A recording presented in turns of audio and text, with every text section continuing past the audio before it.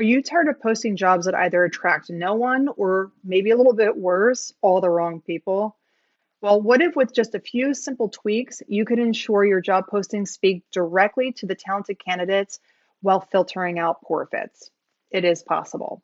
Welcome back. I'm Kelly Stine, Gallup-Certified Strengths Coach and founder of the Lead and Light Coach. Today, I'm going to break down the two biggest mistakes people make when creating job postings and then how to fix them so you can start attracting the right talent to your team. Now, before we jump into job postings, I want to address something really important. No amount of job post tweaking is going to help if your workplace culture isn't ready to support that new talent. If you don't have a good sense of what your team or workplace culture is or needs, if you lack a clear way of describing it, or if it isn't a culture where talented people see themselves thriving, you're going to struggle to attract and retain great talent no matter what your job listing looks like. Think of it like buying a beautiful, healthy plant, but sticking it into bad soil with the wrong amount of sunlight and no watering plan. So even the healthiest plant, if you spend all the time finding that most beautiful, most healthy plant, no matter what, it's going to wither under those poor conditions. Similarly, talent is going to go untapped, wither, and leave if the environment that you place it into isn't right. So the first thing you need to do is to take a critical look at your workplace or team culture and make any necessary improvements. I've created a free guide to walk you exactly through how to do this step by step. Stick around and I'll tell you how you can grab a copy for free at the end of the video.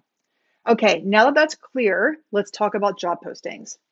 First, let's talk about what not to do when creating a job posting. There are two major mistakes many people make that ensure either crickets or a flood of poor fit candidates. The first mistake is making the posting way too vague. So when job postings are unclear, they confuse candidates. Here's how that often shows up. The first is using unclear or overly creative titles. Second, packing in too much information. So it can either be a laundry list of responsibilities or too many buzzwords so that candidates don't know what's actually important. And then finally, failing to clearly communicate the role's purpose, outcomes, and daily responsibilities. The second mistake is hiding important information. Transparency matters, and leaving out key details can cause great candidates to skip right over your listing.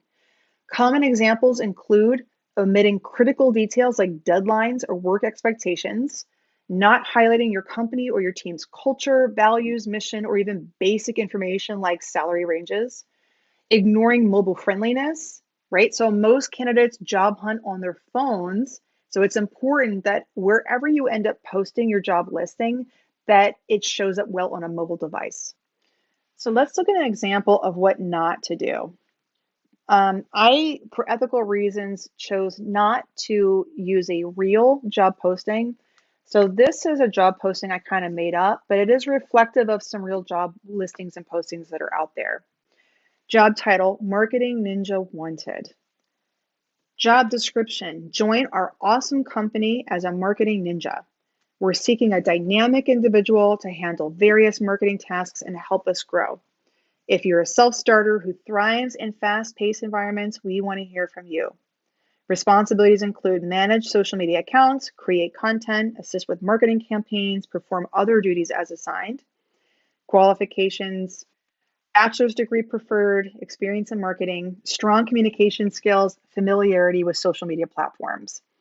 About the company, we are a leading company in our industry committed to innovation and excellence. Join our team and be part of something great. Salary is competitive and based on experience.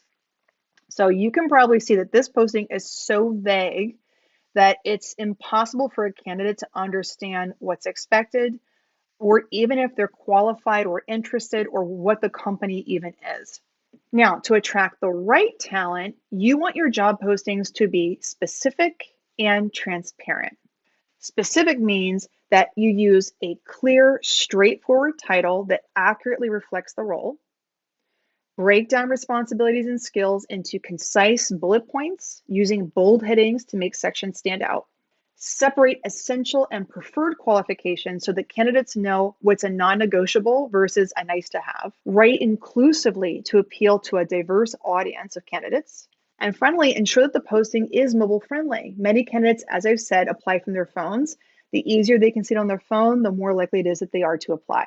Transparency means introducing your company by sharing its mission, values, and culture. It means avoiding internal jargon or overly creative titles.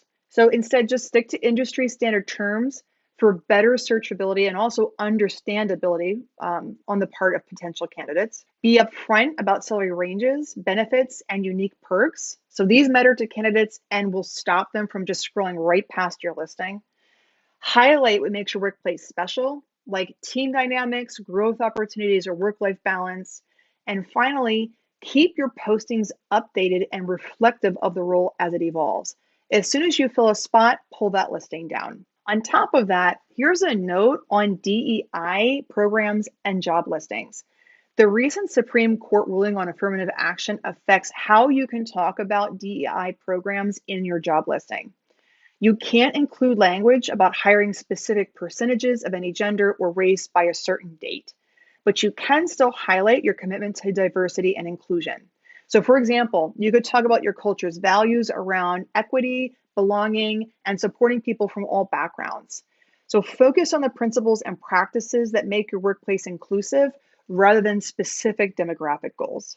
So, here's an example of how to get it right.